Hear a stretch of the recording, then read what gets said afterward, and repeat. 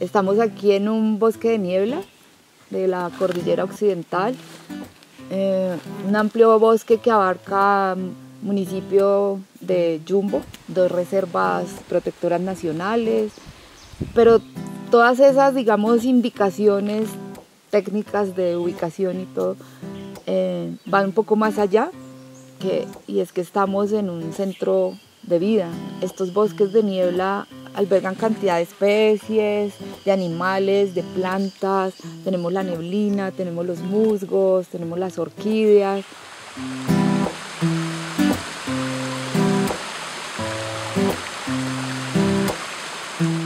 Cuando vemos una zona que está empezándose a deforestar, a talar, simplemente porque se va a cultivar, simplemente porque se va a construir. Ver, pues a su vez, esa amenaza a nuestros bosques y ecosistemas en la zona, y también ver esos animalitos en su hábitat, y pues creció esa inquietud, digamos, de manera pues urgente de hacer algo para la conservación de ellos.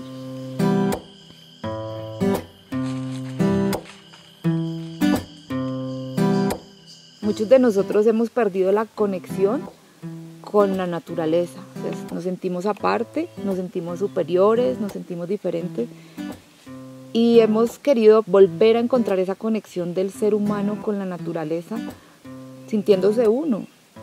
Y es la razón por la cual en la Fundación Ambiental de Apaviva velamos por la conservación de los bosques, y lo hacemos de una manera tal que las personas conozcan qué hay en los bosques, poder mostrárselos, que las personas lo vivan, y de ahí esa información que supuestamente es científica y es un nivel más allá, bajarlo hasta el sentir de la persona.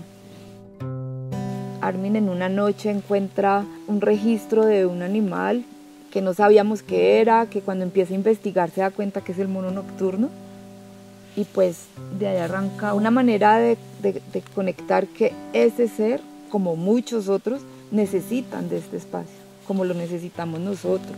Esas ganas de descubrir más y descubrir pues esas conexiones dentro de los ecosistemas han hecho que ya poco a poco la gente sí reconoce el mono nocturno como algo de su territorio. Esa conexión que como Fundación de Apaviva estamos haciendo, ¿sí? Conectar esa biodiversidad que tenemos con la comunidad, porque al final el doliente siempre va a ser la comunidad que viva en el territorio, no la gobernación, no una entidad externa, sino los que vivimos aquí en la zona somos los que nos conectamos con el medio ambiente. Cuando trabajamos con los niños de las veredas, de las diferentes veredas y corregimientos, les queremos transmitir eso. Les queremos transmitir que ellos sientan ese orgullo y ese agradecimiento a la vida por haber nacido en el campo, porque son unos beneficiados de cuando se levantan poder ver lo que ven, escuchar lo que escuchan, y que lo sepan aprovechar, respetar y cuidar. La Fundación Ambiental de Apaviva es una organización que nace de la comunidad, o sea, de personas que vivimos aquí, que entendimos que los seres humanos debemos volver a conectarnos con la naturaleza, y lo hacemos a través de 3 herramientas básicas que hemos determinado que nos han funcionado hasta el momento, como educación ambiental, como investigación científica, que es la que nos da el soporte para dar información a la comunidad y ponerlos en contacto con lo que hay, y conservación como tal, creando las reservas, haciendo reforestaciones, y lo más importante, creo yo, o creemos nosotros, o cree Apaviva, es que es una organización que es de la comunidad, compuesta por personas de la comunidad para la comunidad. O sea, hay allí un flujo y trabajamos desde niños chiquitos hasta adultos mayores. Entonces es como todos, como todos. Es una comunidad empoderada de su entorno. ¿Sí o no?